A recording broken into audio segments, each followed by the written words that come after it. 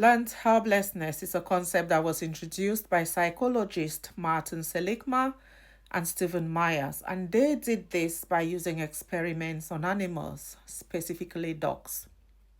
Using three separate groups of dogs, they introduced them into cages, and in the one cage, some of the dogs were being shocked with electrical shocks, but they had a chance to escape into another section of the cage that had no shocks.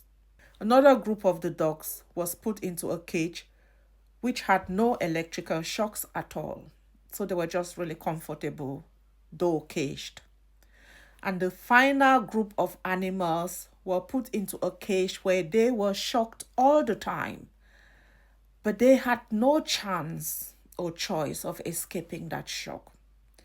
And after this phase of the experiment, all three groups of the dogs were then put into a controlled cage where the same process was repeated. But the dogs that had not been shocked and those that were shocked but controlled felt like they had the ability to escape that shock, soon left the section of the cage that had shocks and moved into the safety area of the cage. But those dogs that were in the control group where they were shocked all the time without the ability to escape, they just stayed there and took it.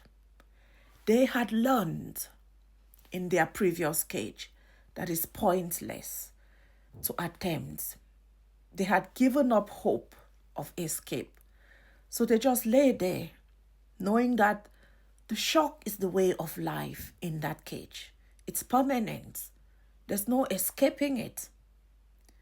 And so transferring that into our lives psychologically, there are situations, experiences, challenges that bring us to a point where we feel like there's no return, there's no escape, there's no ability or possibility to do things differently, to see life differently, to be seen and treated differently. And that's when you consciously or unconsciously have learned to feel helpless, to think that you're helpless,